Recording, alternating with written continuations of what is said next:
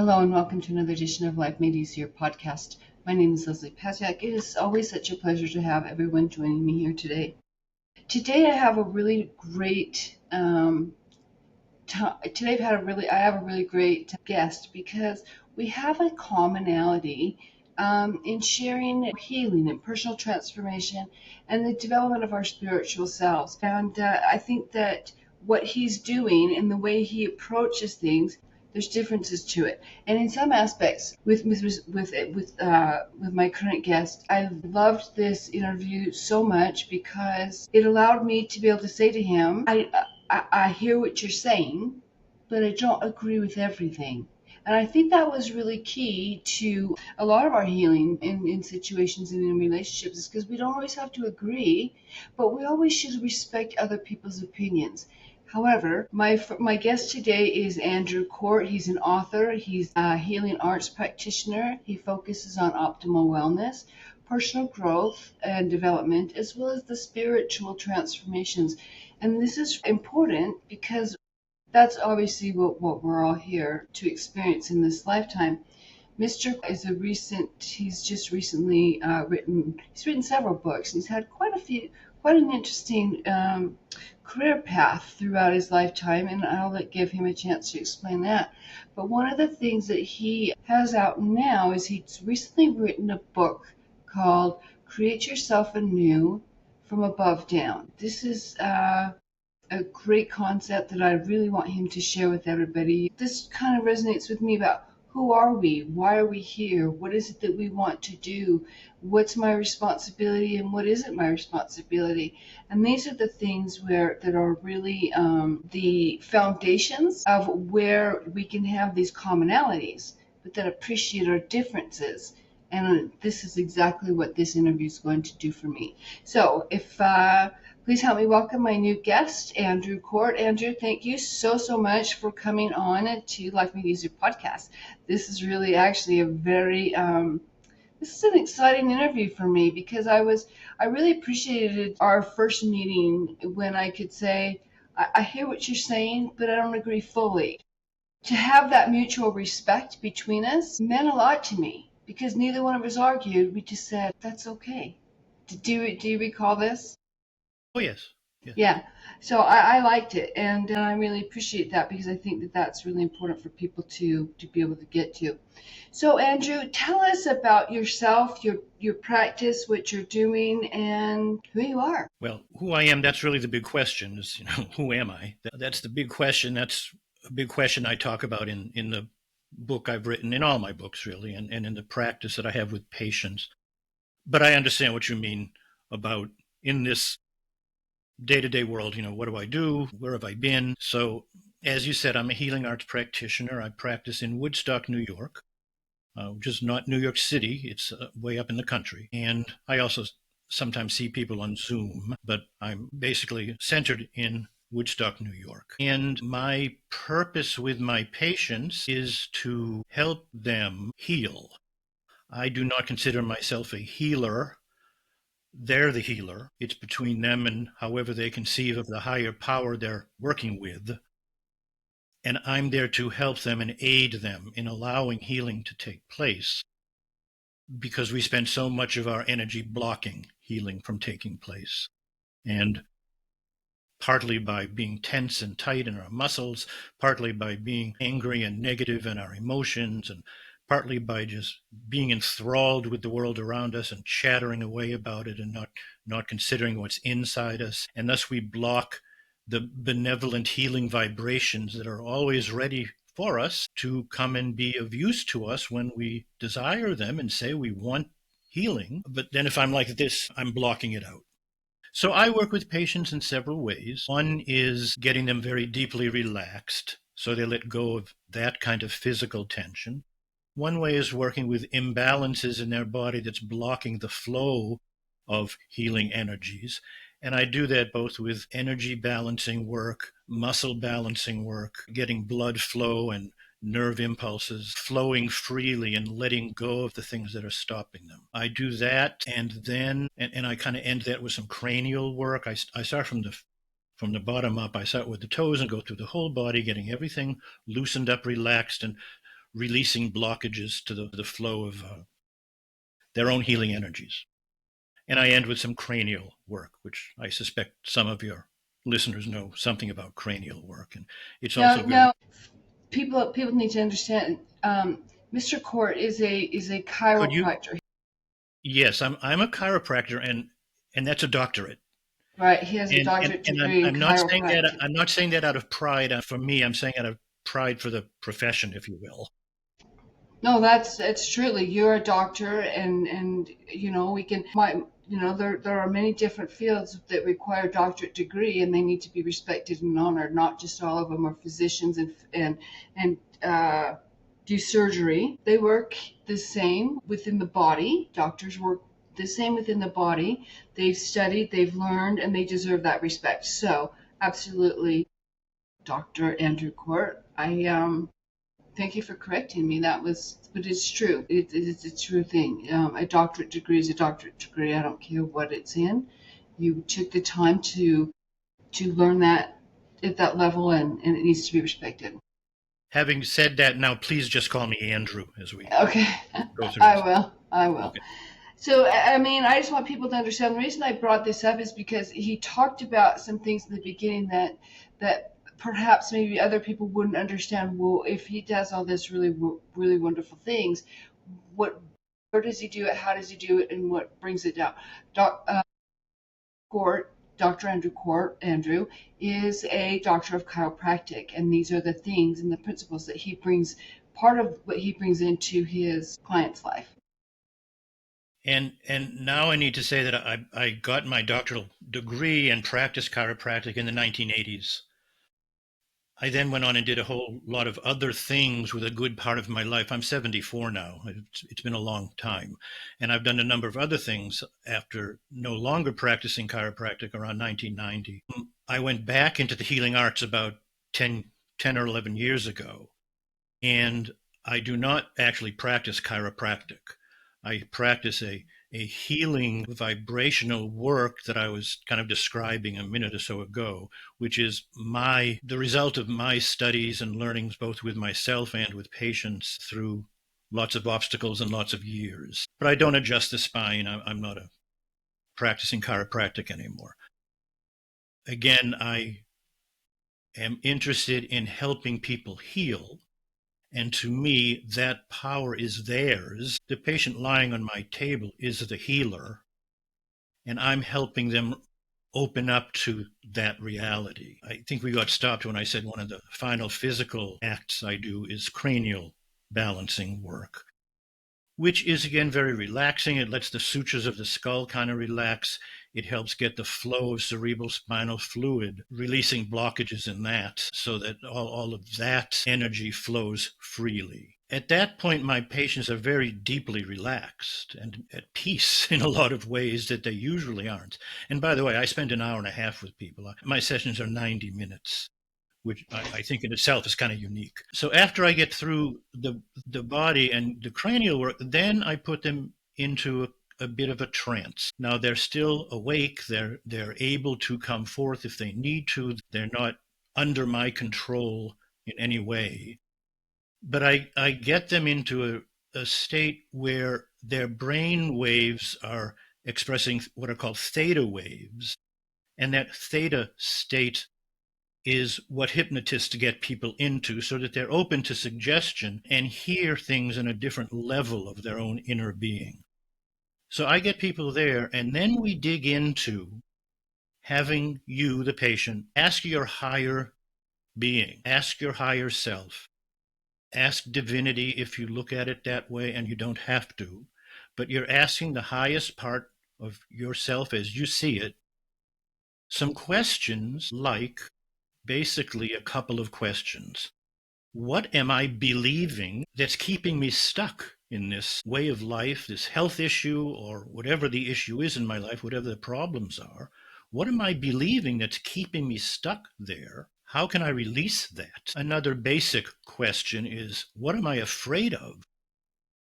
What am I afraid would happen if I became everything that I wish I could be? What's stopping me? What kind of fear, what kind of negative limiting beliefs are stopping me from having the life I want? And you're asking your own higher guidance these questions. And when you're in this theta state, you can communicate with your higher self. It's listening to you, and you're listening and hearing, and it's not just the ego chattering away, enthralled with the outside world. You're now in your inside. When you locate some of these limiting beliefs, when you locate some of these inner fears, I work to have you experience them and feel them, trying not to judge them, trying to witness them and see them as objectively as you can, to forgive yourself for having them, because they're all there for some good reason or other that happened in the past. There's nothing wrong with you. You're not broken, and there's nothing wrong with them. But if you bring them up into consciousness, consciousness is like bringing them into the light. And dark things don't like the light. So you bring dark things into the light of consciousness, and they start to dissipate. So we get through some of these inner beliefs that are holding us back, and these inner fears and negative ideas and negative thoughts that are holding us back. And then, depending on what they told me at the beginning was what they wished for in their life, now I start helping them with putting into this hypnotic theta state that they're in affirmations that are more positive and more in line with who they wish to be, visualizations that are more in line with who they wish to be. And to me, those tools, affirmations, visualizations, gratitude journals, all these kinds of ways that people work on manifesting what they want, are very powerful and wonderful tools, but they work far, far better if you start by a mind shift, which I'll talk about next because that's the biggest point of my book, and then clear away the weeds in the garden so that the new plants can grow by getting rid of the negativity that's there. And then you start rewiring your brain. You're rewiring with affirmations about the kind of life you desire, and remembering to feel gratitude and practicing happiness and trying to let go of negativity and visualize everything being wonderful so your body experiences what it's like to have that life and starts expecting it and knowing what to do with it as it comes. All of this starts with mindset shift. And that's why my book is called Create Yourself Anew from Above Down.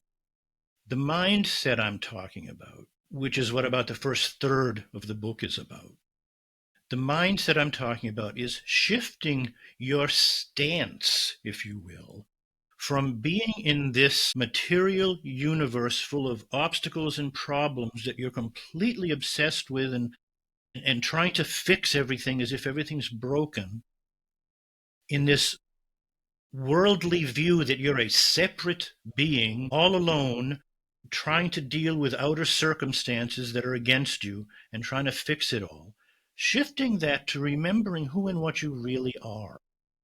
I just want to stop you right there because there's something that's just come to my mind.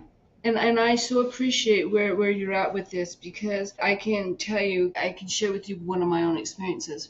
I have been trying to understand the process of manifestation for a few years now. And I get the concept and everything, but it's feeling those emotions of a future, right? I have suffered a lot of trauma in my life, as we talked about before, and truly I'm not supposed to really realistically be here because of it. And if I obviously I am here, but it takes a certain aspect within ourselves to overcome this stuff.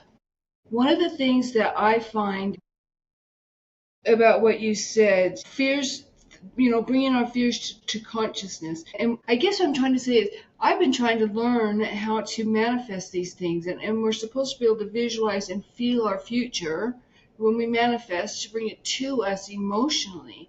But sometimes we suffer and so much trauma and things that hurt us so deeply that it's very, very hard to feel the future, because for me, it was when I walk into, I can be present and I can walk into a room, but my first reaction always is to scan the room, and I can do that. I can read a room like there's no tomorrow, and it's for my safety. But how do people, when they've gone throughout their life just trying to create a safe space for themselves, move in, and shift into being able to feel a future that's so ideal to them when they have no idea what those feelings even feel like? I can see it, I know what I want, but to be able to feel it, I don't know what the hell that's going to feel like. And that blocks me, and it makes me so angry because I don't know what all this security feels like.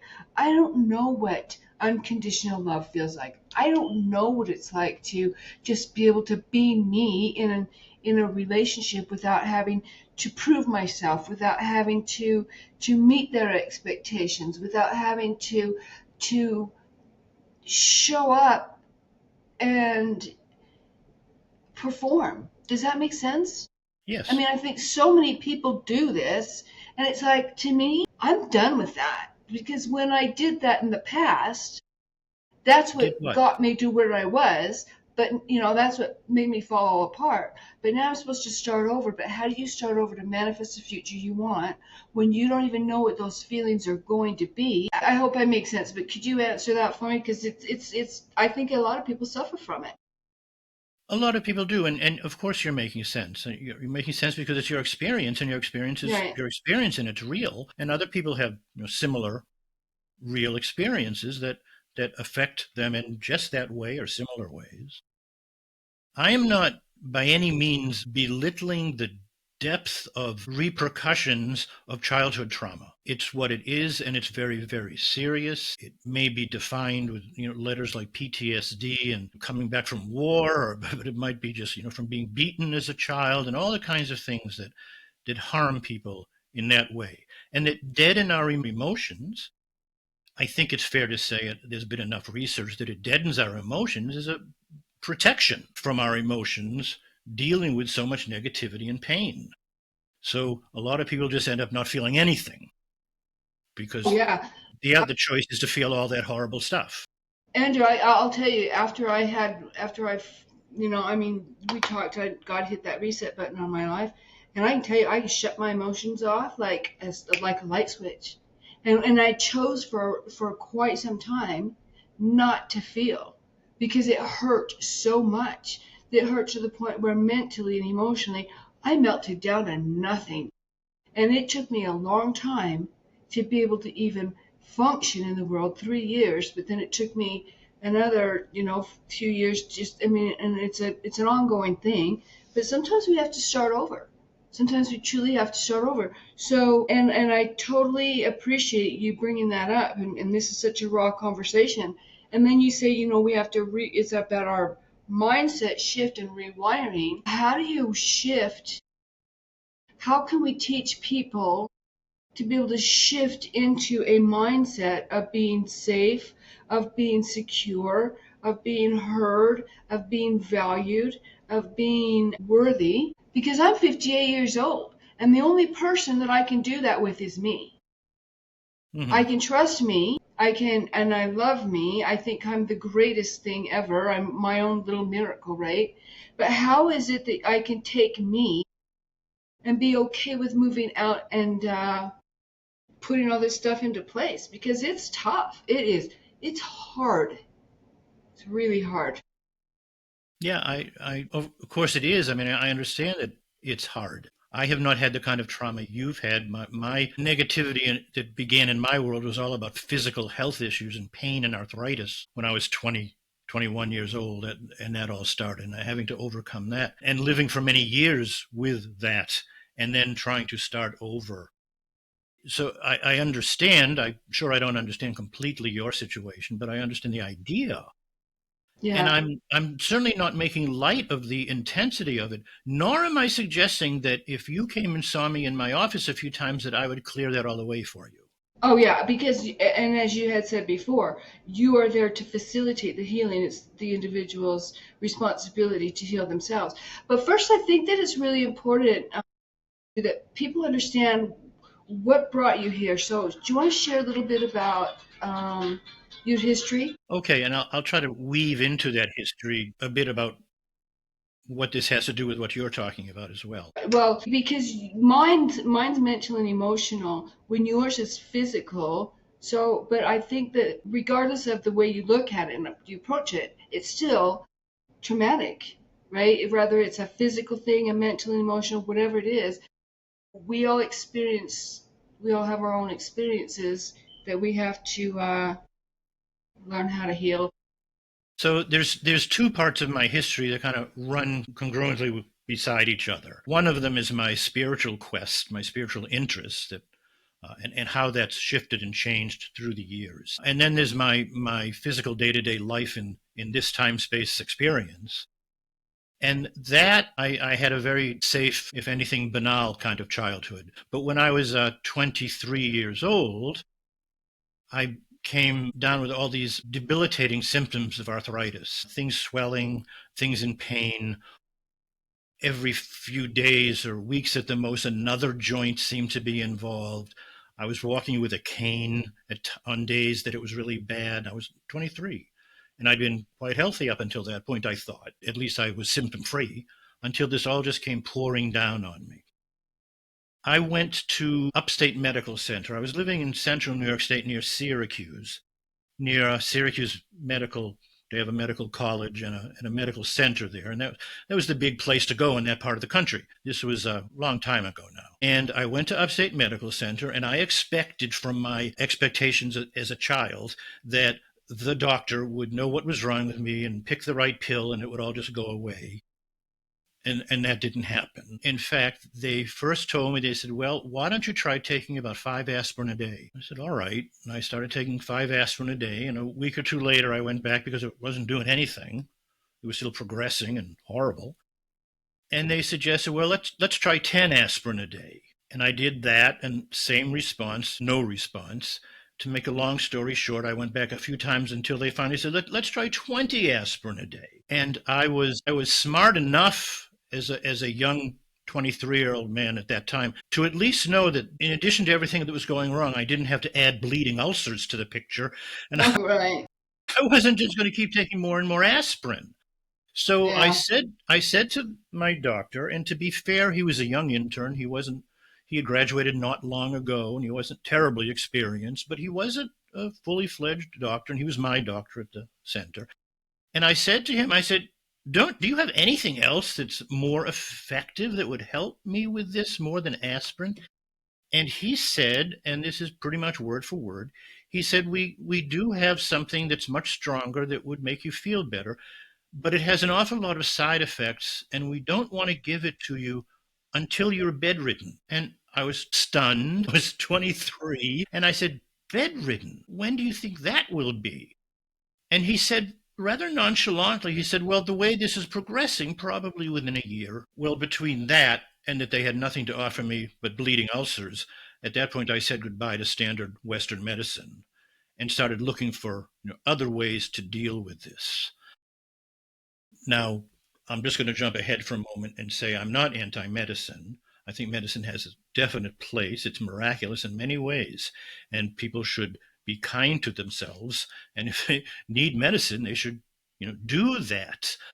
And also that about 35 years later, medicine did come up with some much more helpful things for my condition and really changed my life after a pretty lousy young adulthood when I was finally in my 50s. They finally came up with something that really made the arthritis a whole lot better. Not all better, but a whole lot better. So it Damage had went been. from, you experienced this from 23 until 50, so it's like 20, what is it, 27 years of your life? Yeah, my 20s and 30s and 40s, I was enduring all of this. And, well, I should add, it was what is called psoriatic arthritis, which is a syndrome of arthritis, symptomatically just like rheumatoid arthritis, but it's a syndrome that goes along with psoriasis. So I was also covered with psoriasis, and I mean covered, and I mean spending night after night for years, unable to sleep because of the itching, and trying to make deals with God. Please, triple the pain, just take away this itching so I can sleep and relax and have some life, and nothing. This just went on for years and years and years. So from 23 until 50, I mean, those are like pretty important years of your life. Pretty To important. me, it seems like, I mean, you'd graduate from college, in the beginning of your career. You'd also, that would be the stage of your life when you get married, you start to have children, you raise your children, you put them through school, you and your wife, you know. 50, your kids are gone, and you're planning your retirement. Yeah, it ruined my life in many, many ways. Well, I don't know about ruining your life, but I'm just saying that that would bring in quite a challenge with all the things that your hopes, your dreams, your desires of where you want your life to be, Absolutely. and the Yes. way you want your life to go versus the way that it is right now. So, I mean, did you still experience those things? Well, let me go back to, so I'm suffering all this physical pain and the just stress of the psoriasis and the embarrassment of the psoriasis and the pain from the arthritis for years. And there were many things I could not physically do, and I didn't have much energy, so I couldn't really. It was very hard to make a living. It was hard to be successful and do something for a living. And for instance, things that young guys get to do if they just need a bill paid by Friday, things you can just do, go some construction work or waiting on tables or something. I couldn't do any of those things, so I was quite limited by that. So now you add poverty and a real negative experience with finances and money to this physical experience, and I suspect you would agree that most women aren't all that interested in a guy who's sickly and poor. So my romantic life was in shatters. Now, when I was 40, I finally did get married, and it lasted about 6 or 7 years. And at about the end of that time is actually when these new medications came out, but it was too late for this relationship. It fell apart. I did have a child, and she is the light of my life. When I was 43, I became a father finally. And so I'm 74. She just turned 31 and is now married and, having a wonderful life. And around the time my marriage broke up, my health turned considerably with these new medications that came out, but it certainly didn't all go away. And I would just say, if only because it was not completely gone, but probably more so because of just inertia of my life experience for all those decades. I remained a gloomy, unhappy, depressed kind of guy. Life was not a happy experience. Being a dad was a wonderful blessing, but so much of my life had been so bad that it didn't wipe all that away. And I continue to be rather unhappy and possibly clinically depressed. I'm not sure that's true, and I never dealt with clinicians about finding a definition like that. But Whether it great was or unhappiness. wasn't, I mean, that would have been very apropos. It would have been very Yeah. appropriate. It would have been okay to feel that way.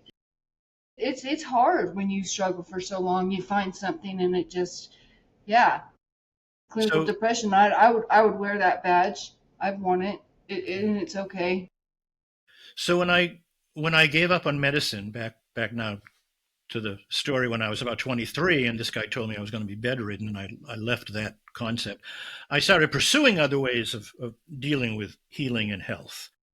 And I got the most help from a chiropractor. And I was a little surprised when a friend of mine suggested I go see a chiropractor because about the only thing that didn't hurt was my back. And I thought that's all chiropractors dealt with was back pain. And I didn't really have that. It was everywhere else. But they convinced me to go see him, and he did a lot of things. He didn't just adjust the spine for backaches and neck pain. He did a lot of acupressure, a lot of nutrition, a lot of applied kinesiology, it was called, kinds of work, and mixing and eclectic work of all kinds of health and healing. What was And the his name? first time excuse me? The chiropractor. Who was it that you saw? Well, his name was Freddie Weiner in Ithaca, and I have no idea if he's even alive now. I have no clue. This was a long time ago That's now. okay. But when I went and saw him and he was doing all these things to me, I didn't walk out of his office after one visit feeling any different, really. I was just so glad that someone was doing something. He didn't just talk to me and tell me to go take aspirin. He was doing stuff and checking stuff and feeling things and rubbing things and moving things. And he was very busy. And so I went back to see him weekly. And after about 2 months, I noticed that it had stopped progressing. It wasn't gone, but I wasn't waking up every 2 or 3 days with another joint, trying to kill me. It stopped progressing. And a couple more months after that, I realized I felt a little better. Again, it wasn't gone, but I felt a little better after all that time. And I got so enthusiastic, that's when I went off to chiropractic school. And I was able to practice. I practiced in the East Village in Manhattan in the 1980s for 10 years. And I loved the work. And I was in my 30s and I was single and I was living in New York City, the center of the world. It was a great time in many ways. But over those 10 years, even though there were ups and downs and some things sometimes were better or worse, it steadily was regressing. And I remember getting to a day where I realized that I didn't have much finesse anymore because I physically couldn't do it. It was a very physical work. And I just couldn't do it well anymore. And one day I was listening to a new patient tell me their problems. And in my head, I'm thinking, boy, you think you got problems. And I realized at that point I had to get out of it. I couldn't do that to myself or to them. And I wasn't seeing many people and I wasn't making any money. And it was a struggle, and a physical struggle, financial struggle. I was all alone. I had to get out of it and move my life in a different direction. Well, at that point, I stepped aside with myself and said, well, what can I do that isn't physically hard on me? What do I like to do? And I realized, well, I like to read, I like to write, I like to think, I like to speak. I should be a lawyer. So at 40 years old, I went off to law school.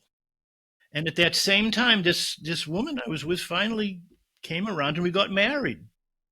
When I was 40, she was 25. I should have known better, but I didn't. She was lovely. She was there. We were having a good time. We got married. I went off to law school, and I loved being in law school. I loved being a student again. I loved the new way of thinking that is what they teach you in law school, the kind of different kind of legal rationality about things, that you learn how to think this different way, and I loved that.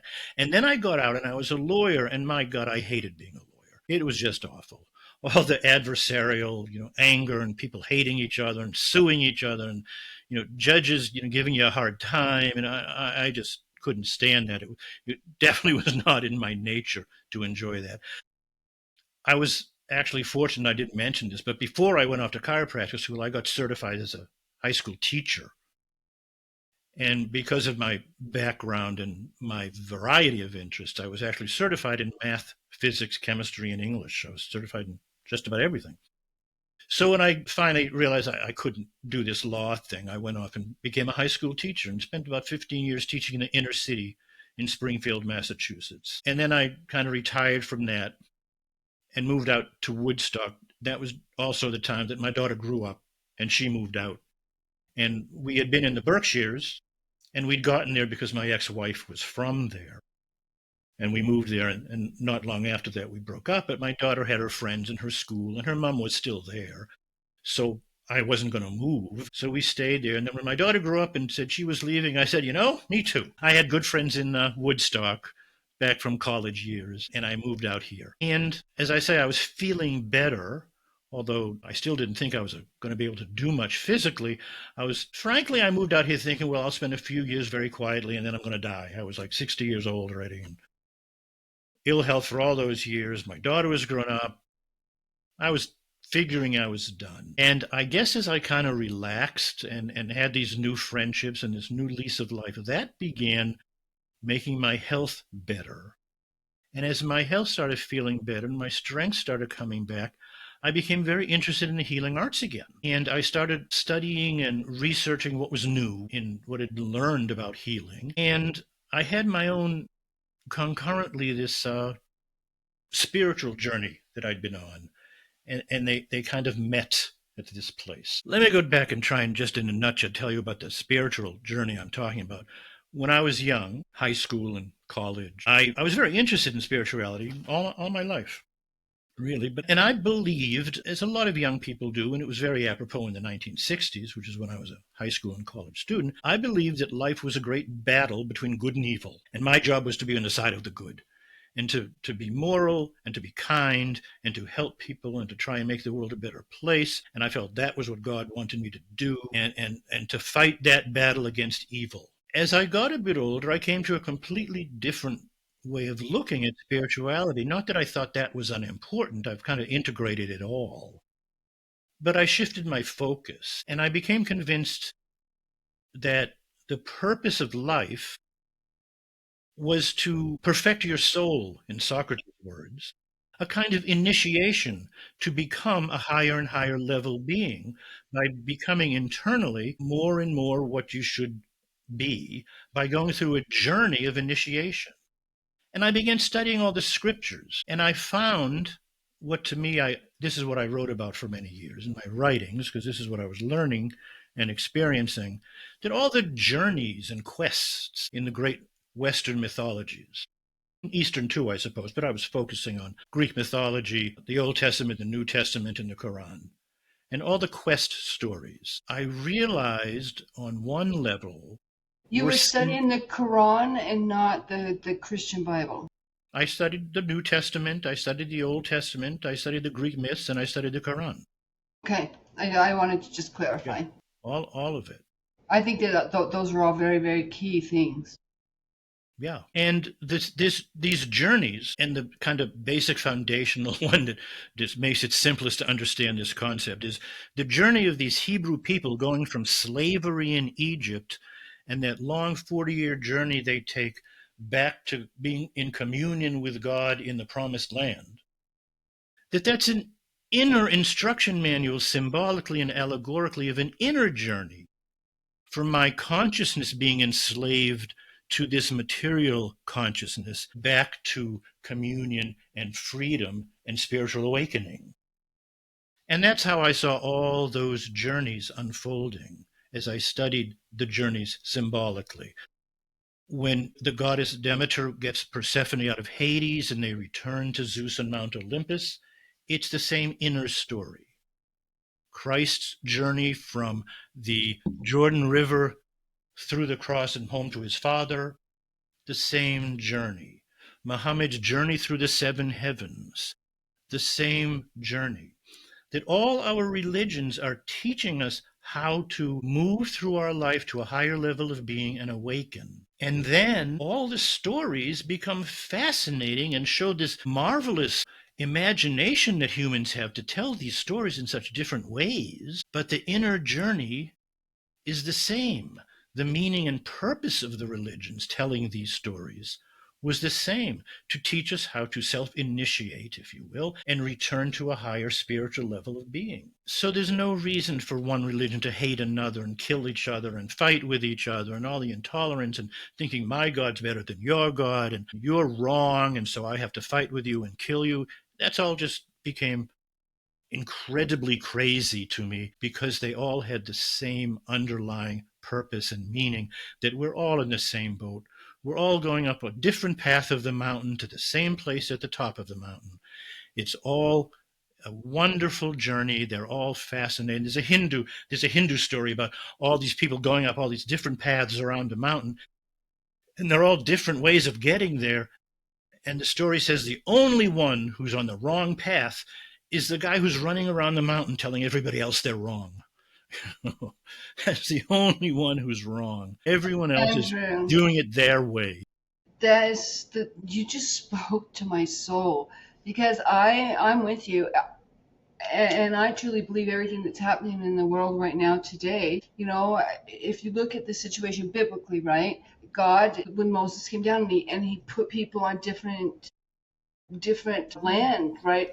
Land masses and created different. What is the word I'm looking for? Different experiences and races and cultures. Different countries, different areas, so that all these people could, within themselves and within the collective group of people, right, and they're within their communities, could create what makes them them, what gives them survival. And they're all true. They're all true because God did it, right? The Yeah. Holy Creator did. I don't care if you call it God, whatever you do, but the Holy Creator did this.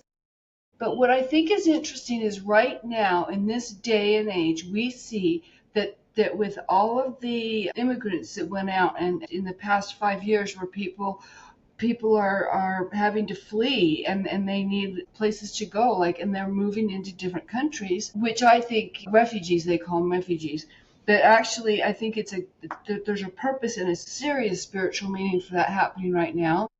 But I think it's so beautiful because it's bringing all these pieces finally together to show exactly what you just said, and they all hold a piece to the puzzle. And if people start really looking close like you did, they're going to see those pieces, they're going to fit their puzzles together. That truly is one of the perspectives that I know for certain is happening, that we need to really pay attention to. That's beautiful, Andrew. I love the way you said that. Thank you. And so the one of the results just for me is now in my life, if someone tells me I'm a Sikh or I'm a Muslim or I'm some religion not it's not part of me or some a Native American whatever it is, my reaction is, oh, how wonderful! Sit down. Tell me what stories do you tell your children? How do you Hmm. celebrate? What songs do you sing? And let's share all of that because it's all so marvelous. The human imagination and these stories are also just fascinating and wonderful because humans are wonderful and the journey is wonderful. And instead, people say, "Oh, you're from that religion? Well, I get out because if you tell me any more, I'm going to have to fight you or kill you." I mean, it's just mind-bogglingly foolish. When I went through my healing process, I was Christian, and I had looked for God for the first. And here's where you're talking biblically speaking. You can do it biblically. But as I went through this process, when I melted down and God hit that reset button, I was 40. And I look at it because for the first 40 years of my life, I was looking for God. And I was trying to do everything I could to please Him. When He hit that reset button, I was really, really pissed. And I had a holy war with God, and I said, I'm done. I'm not going to look for you anymore. I'm not going to try to please you anymore. But what I'm going to do is I'm going to live the best me I can live from in here. But this was after and around the same time that I was looking into different religions, um, Christianity, the LDS religion, the Lutheran religion, the Catholic religion, the Jewish religion, the Sikhism, all of it. I was looking into all of it because I thought God's there somewhere. One of them's got to be right. And in the end, I can tell you, every single one of them was right. Yes, they're all Every right. single one of them was right. And the Yes. way I knew that they were true and correct, not because of what they preached out of their mouth, one human to a mass of other humans, right? It was because of what I could see on the people that were attending. Not everyone, very few. You can see very few in any religious organization that I went into. You could see it on certain people's faces. They had that guidance. They had that relationship with the Holy Divine. Not a lot of them. I think you know what I'm talking about, but there's not a lot of people that have that relationship. And it's a relationship of peace. It's a relationship of wonder. It's a relationship of fun. And I get in my own damn way when I try to manipulate, or I try to make it happen my way. And honestly, when they say in divine timing, there's really something to that. But then other people say, well, divine timing is when you line up with it. I mean, it just seems like it could just end up being this hamster wheel thing, right? And then I get really frustrated with myself. So what do you do when you like, I don't know if I can't feel my future because I don't know what those feelings feel like. All I know is I can see this vision of what it's going to look like. How do I make my body feel that? What do you tell people? Let me address that and then kind of go back to the sequence that I hadn't finished. I'm But sorry. no, that's okay because you actually brought up a few words that are a perfect segue. But I just would address that and say, well, I tell people in my writings and in my work with patients, I say, look, you do what works for you. If reciting affirmations works for you, do that. If they don't, Either change them or don't use them if that doesn't work for you. Now, it's usually taught, and I think it's significant, that to experience a good visualization, you want to bring all the senses. You want to be aware of it as if it were real by imagining that you're tasting and smelling and feeling, and it's all there alive, and that it's very important to try and feel that experience. But if you can't feel that experience, don't try to do that, at least not right now. That's okay. You can, as you said, see it, and you can just kind of start from there. Just to picture it as best you can. Bring in whatever senses you can that do seem to function for you when you're seeing that. And certainly don't be down on yourself for, given your history, that you can't feel it. Yeah, It's just the way it is for you right now, and that might or might not change in this lifetime. right. If it doesn't, it's not meant to, and if it does, it's meant to, and either way, it's okay.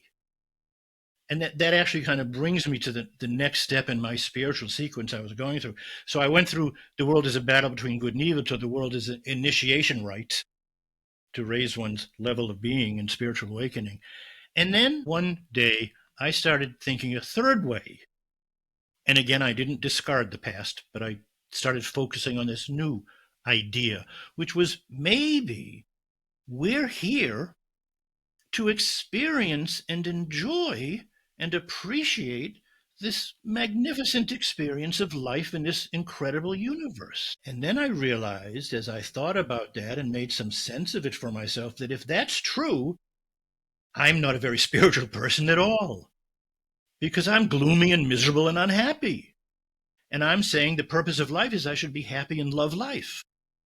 So I really got some stuff to work on with me. And I started working on shifting my inner gloominess to thinking about, well, I asked myself this question, and I'd heard this question before, but I'd never been willing to embrace it in my state of mind that I was in all those years. Maybe my having these physical and financial and all my problems isn't making me unhappy. Maybe, as an exploration, my being unhappy and miserable is causing my life to be this way. And it wasn't it wasn't an issue of blame, like I was doing something bad or wrong. It was a question of possible extraordinary power. Did I create all this? And if so, could I create something different? And from there, I went into the whole new experiences I've had in the last 5 to 10 years and really changed my inner world and found that the answer to that question was yes. I could shift. I was causing it. I could create something else. And I had to learn how to do that. And it wasn't easy. There was an awful lot of momentum and inertia pushing me into where I was. And it was always, 2 steps forward, but at least one back. But I kept at it, trying to change my inner state of what I felt and was inside. I started. Andrew, I want to stop you right there because I think that here's one of those places where I see things a little different than you. But honestly, I don't think you created all that. I think it was an experience that you needed to have in your life in order for you to make the choices and decisions that you did to figure this out in your own way to overcome it. And that is why that was in your control. But I don't think that there's one person in this world that would say, and for whatever reason, I know that this happens, but I think that it was something that was one of those life lessons that were put in front of you because we're all here to grow our souls, right? And we experience these things not because we create them, but because that's part of soul's process of growth and evolution. But I don't think that you created that stuff. I think that it was something that you had to deal with, that you had an opportunity to make choices and decisions about how you were going to, how you handle it. And you chose your way, which created who you are now, your beautiful little soulful self. And now you're able to give this gift to other people. That's Yes, and I agree with that. And I came to that understanding a bit later in my journey. oh, okay. I had Sorry I about, had I didn't know. through working on my own inner self and changing myself. Yeah. And I did watch as that happened, and I did this for quite some months and years. Life around me started changing, just as I was coming to understand it should, because this is a vibrational space time experience we're having, and vibrations resonate with each other. And if I am vibrating unhappiness and miserable, and those vibrations, they resonate with unhappy, miserable vibrations. And in that way, we're creating our life. And if I can shift my vibration by changing my inner state of being and have different vibrations that I'm giving off, I get a different life. And I know that's true because of my experience. It worked. So much changed. I'm 74 now. I have never been this healthy. Yeah, I was going to say, I look at you and I think, honestly, Andrew, I see you look just like a 60-year-old, right? I would have never, ever, ever guessed you to be your age. Neither would I. I wouldn't, but I'm 58 too, and people always ask me, Lesley, you don't look 58. But I think that that is part of the thing that comes about with our spiritual healing. When we heal spiritually, our bodies heal, and I know that you will totally get this and agree with it. But as our bodies heal, as our mind heals and our emotions heal, our bodies heal because our bodies constantly in this perpetual replenish and get rid of, our cells change what every 7 years or something. But when we get rid of that mental and emotional discord, right? When mentally and emotionally and we have all this stress and stuff, our bodies take on that and it can't do what it needs to do properly. But when we heal and we're living mind, body, soul alignment, do our spirit, it has to be spiritual healing. I think it brings us youthfulness in our body. Our body processes and heals itself better. And I think that this was a key. Now that I'm really paying attention, I think this was key of why people in the beginning lived for say 900 years or whatever, because they were very spiritual people. They were very God driven people. They were very in alignment with the higher divine, right? And when you live in that state of presence with your creator, you just do things in a different way. I think when you finally come into your spirit, the spiritual aspects of who you are, and you start healing all of that crap, it changes you. But do you think you look younger than you did before? Because I Well, know I do. I don't think I look younger than when I was 20. I don't think I look 74. No. But do you think that there was a point that you could really look at yourself and say, you know what? Here's where it was like the most severe, but I know that I've changed and somehow I'm getting more youthful looking or I feel better. Had you been Yeah. when you were 40, right? Yeah. I have some videos of me giving little talks and so on from 15, 20 years ago, and I look a lot worse than I do now. It's And amazing. they're preserved in my YouTube videos. I can still see them. My gosh, that's really incredible. It was what I It looked like is. then. But I want to get back to what you were saying before, that as I went through these changes with myself and the world around me, the circumstances I was dealing with clearly improved without my trying to fix them, but trying to just grow myself inwardly and shift my own inner self. I found that one of the things I learned was just what you were saying before, that I came to accept that everything is ultimately perfect. And everything I had gone through was not wrong or bad or terrible. It was just what it was. And I know that I experienced it for some reason, that my soul came here to experience all of it. And I accept it. And it doesn't make me happy all the time to think about it, but I realize deeply that it's good I went through. Just think of all I learned from that experience. Think of all the experience of life I had that other people haven't had by those experiences. Just almost a minor note, the empathy I have with people who are ill. I mean, I learned a lot about that. I learned a lot about health and healing because I had to keep trying to, find ways to take care of myself. But mostly I just learned about my soul is experiencing this experience, and that was part of it. And that was just what I was here to do. And that was all good.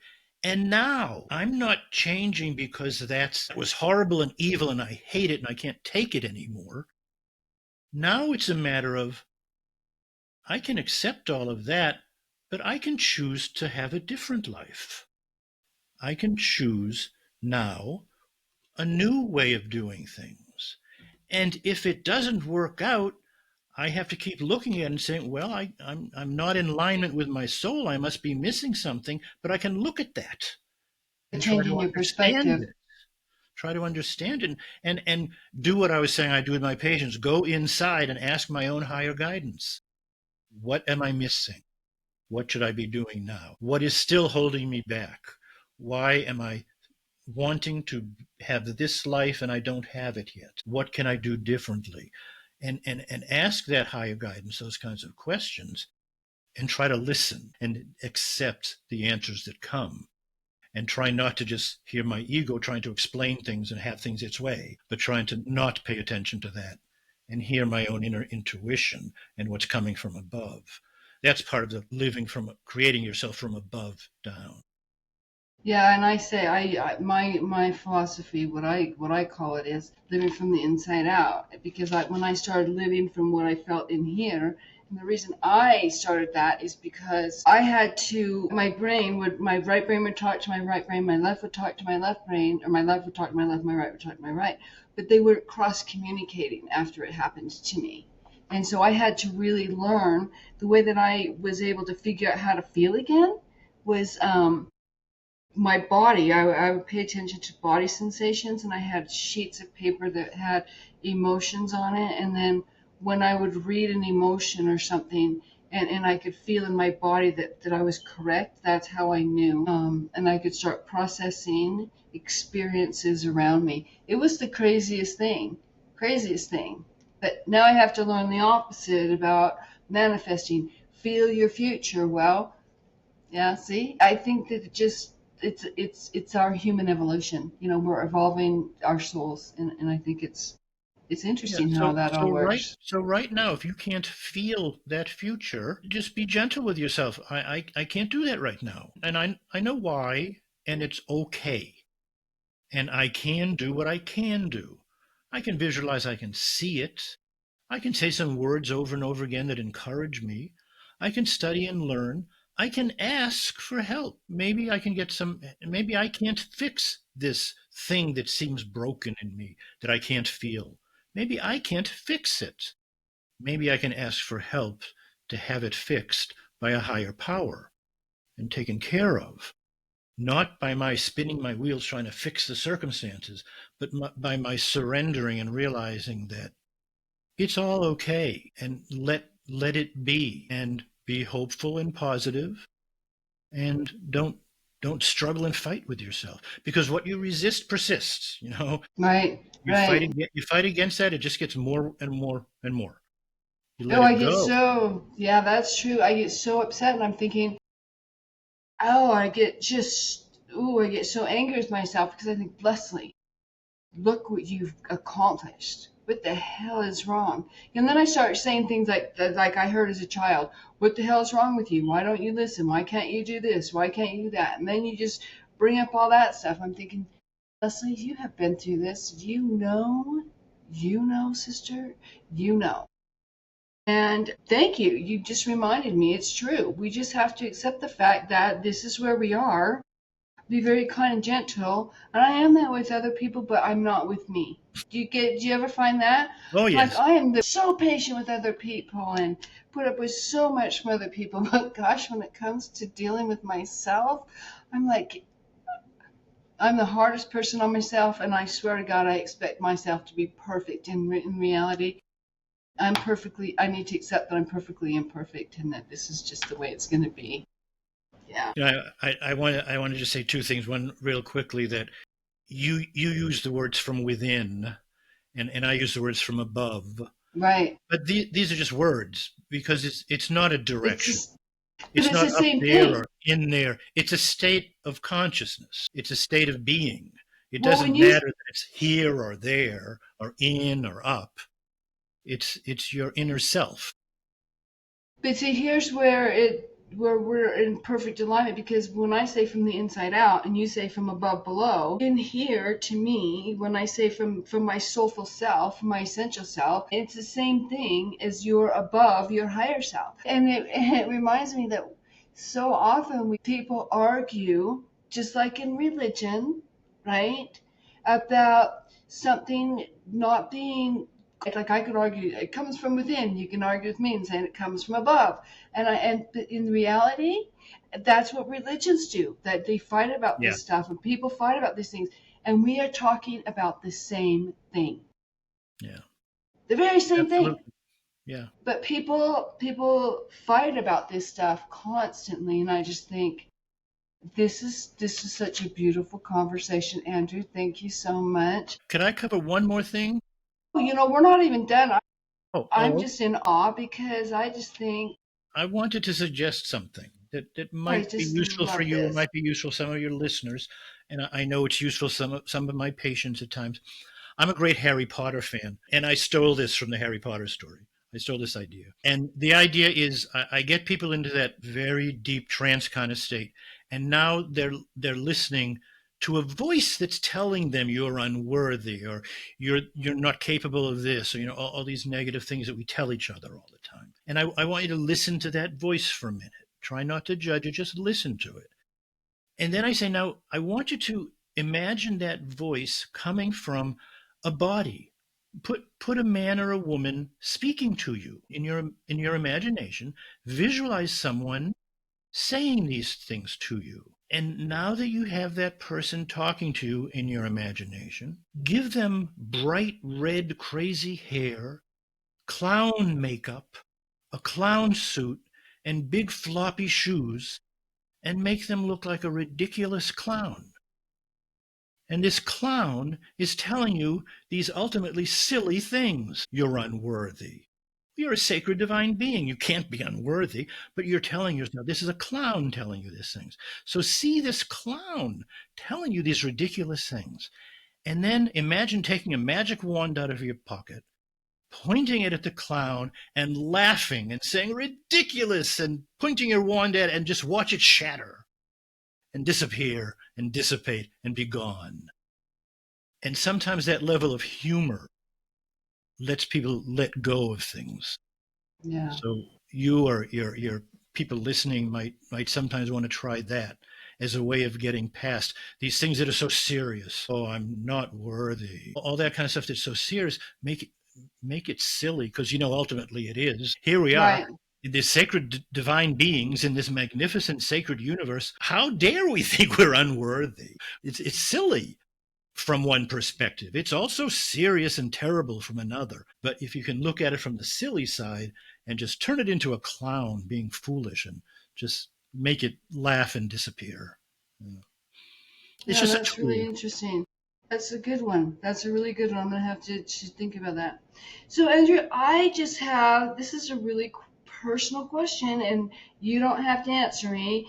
Um, but if you have a solution, so personally, sometimes, and I'm just gonna be very vulnerable and share. There are times when I get so frustrated with not being able to feel that future, not be able to manifest what I want to manifest.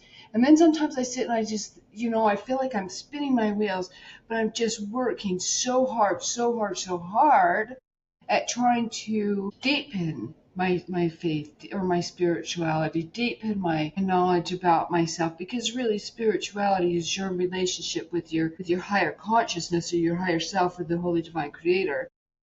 But sometimes I get so frustrated because I don't feel like I'm moving forward at all, right? And I just think I'm done. I'm just done. I don't want to be here anymore. Maybe this is where my soul was supposed to get to in this lifetime. You know, I keep hearing that there's more that I should be doing, that I should be achieving, that I can accomplish, that I can be living. I get to create whatever I want, da da da da da. But if you can't feel what you want and it's not coming to you, but you can see it, and it almost feels like that carrot, you know, those cartoons where the carrot is in front of the rabbit and it's wrapped around his head and he Yeah. just keeps going after it, but he never ends up with it. And sometimes it just feels so exhausting, right? Do you ever experience that? And you Sure. just want to say, I mean, there have been times when they say, Lesley, you know, in our divine creators, like, you can have whatever you want, create whatever you want. And I'll say, I'm done. And I'm going to envision myself being in heaven. I'm going to envision myself done. And they said, stop, Lesley, you need to really be careful about what you think, because you create your own reality, but your soul has work to do. And do you really want to end it here? You know, they'll ask. I don't know if you ever are there, but they ask. And and it's not that I would ever take my own life, no. But man, sometimes you feel so stuck that you just feel, it's like you don't know where to go. So what do you tell people when they're there? Well, just to answer your question, yes, I've felt similar things. And in the last several years, my life has shifted in many really wonderful ways. But I'm not done. There are lots of things that haven't happened the way I hope they will happen and wish they will happen, want them to happen. And sometimes I still feel very stuck because I'm not getting there and upset. And I get angry with myself. What am I doing wrong? Right. I have all those kinds of sensations. And this evolution is it never stops. It's going to go on. I I I know. Jung was once asked, "Do you believe in God?" And he said, "I don't have to believe in God. I know." You get to a place where sometimes there are things you know. Now you talk about Carl Jung. Yeah, and I know that what we call death is just a transition, and the experience of the soul will continue. Everything is eternal. I mean, I know that for myself, and I can't make anyone else know that. Kind of what I would say to you is a few related things. One is give yourself a break. Be gentle with yourself. Forgive your shortcomings. Forgive everyone and everything, but especially forgive yourself. Forgive your shortcomings. And know that it's okay. I am fine the way I am. I would choose to change some things, but there's nothing wrong with me the way I am. I'm not broken. I get into this with patients a lot. You're not broken. You're just experiencing what you're experiencing, and you're choosing that you don't want to experience that way anymore. But you're not broken. It's just what is for you right now and what you're maintaining in your life. And we are creating our lives. And it doesn't just mean, well, why can't I create this other life? We're creating our lives all the time. Whatever we have right now, that's because we are creating it. We are sending out these vibrations and returning these vibrations of this world around us. And again, that's not to blame anyone. That's just to be aware. Because if I can do that, I can learn how to do something else. It's possible because every minute is different. Every Right. moment, everything is different. And the only reason it seems continuous and like the same thing goes on all and all is because we are believing the same things all the time. And as a new creation, a new creative moment comes along, it's created by the same things that created the last one for ourselves. But we're changing and creating everything every moment, which simply means anything and everything is possible. With God, all things are possible. But that doesn't mean there's something wrong with me and I'm broken. On the contrary, this is one expression of God. Just what's happening with me here right now. This is Right. part of the experience. And I just, when these things happen to me and I suggest to others, just try to accept it. Don't fight it. Just smile about it if you can, and just let it be and be gentle with yourself, because ultimately it's all okay. The universe is okay. It's all progressing along and it all comes out fine, and we are supposed to be experiencing all these aspects of it, and sometimes we're experiencing aspects of it that we decide we don't want to experience anymore. We don't find them fun anymore. We don't find them useful anymore. We'd like to change. It's always possible. It's not always easy. Don't give up because it's hard, and don't be angry with yourself when you haven't done it. Because just as you are, you're perfect.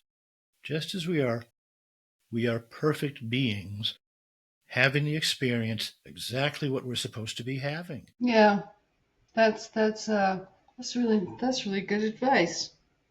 That is incredibly good advice. Well, Andrew, tell us about your books. Tell us about what the foundation of your books are, the principles, what they are, and give us your Okay. last words on what you would like to say to people.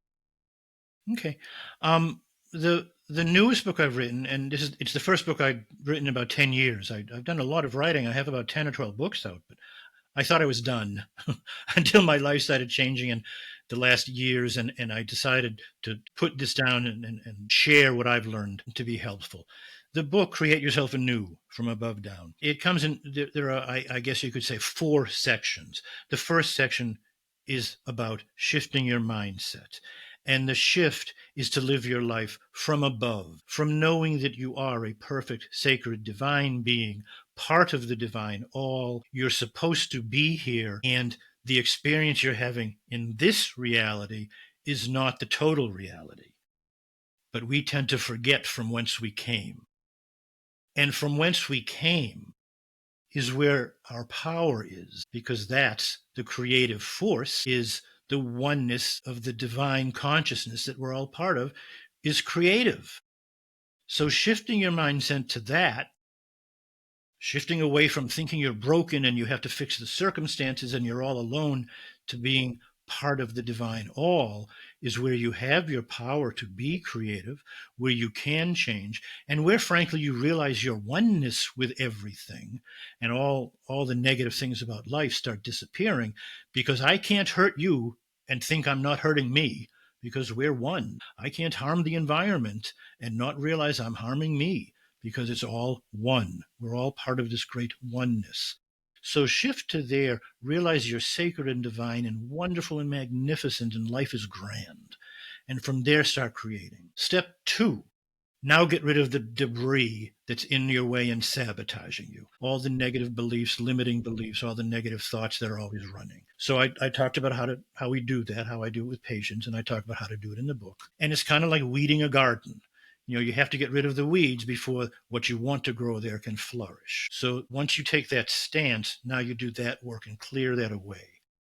Then I talk about all the tools and how to most effectively use all these tools: affirmations, visualization, practicing gratitude, practicing happiness, learning how to be creative and not reactive to everything, faith, prayer, all these different ways of now rewiring your mind and heart, and rewiring that inner consciousness.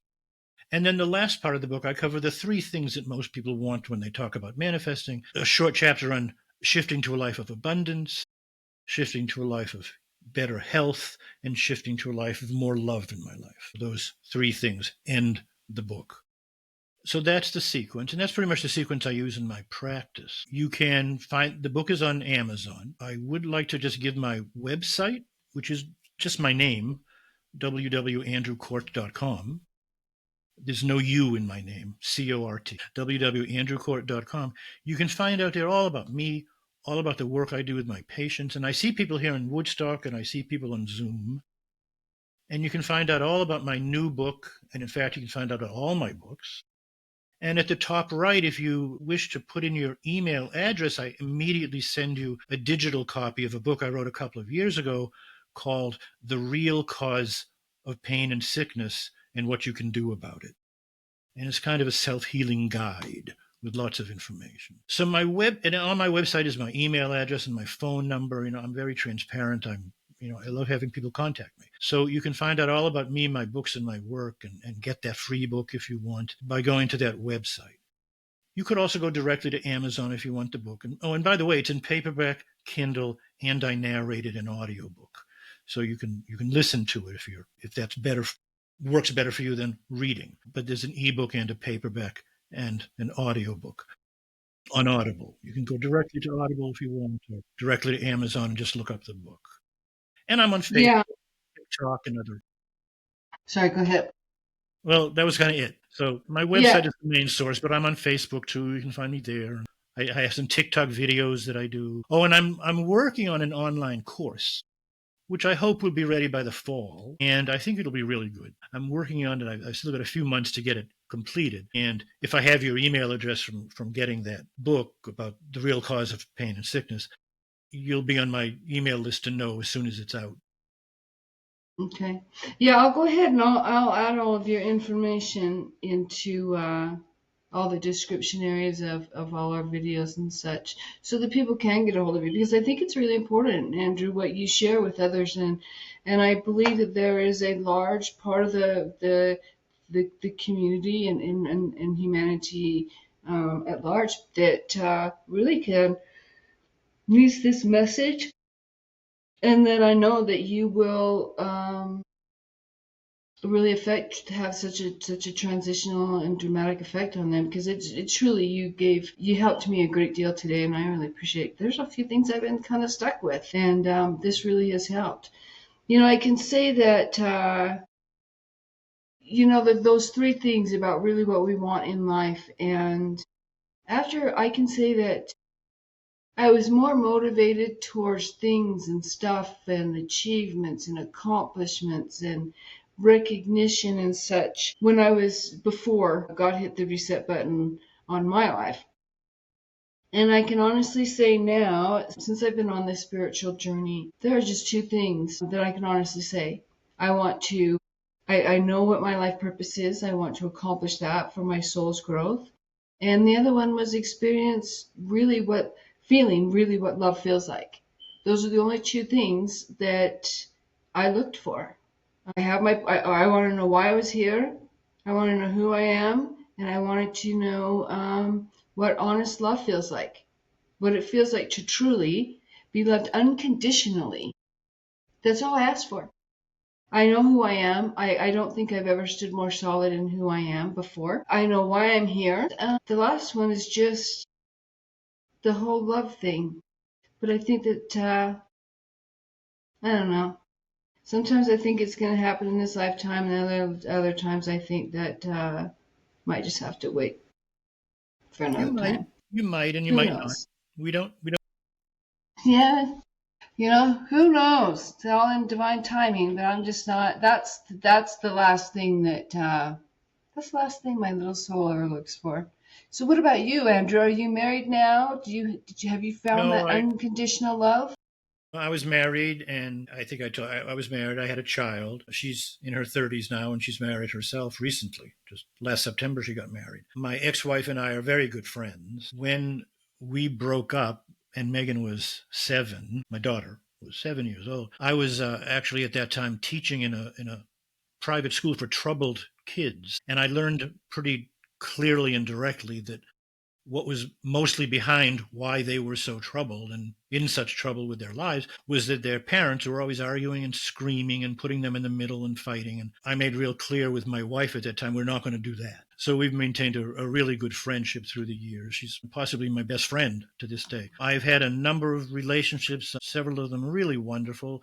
Right now, I'm not in one, and 74 years old and still expecting the next one will come along. Well, I think you can just bring that right into your life if that's what you're looking for. You can do it. Well, thank you again, Andrew. I Thank really you. appreciate you being on this podcast, and I know that we'll probably be doing a few more podcasts in the future when we find those common grounds. I want to just take a few moments and thank you, all of our viewers and listeners. And again, all the information to get in touch with Andrew will be in the description areas. And also, there's going to be a blog version of this, and you can get his information from in there too. Thank you for watching this edition of Life Made Easier podcast. Please, if you have any questions or comments, put them in the descriptions area below. And we'll see you the next time on Life Made Easier podcast. Take care. Thank you.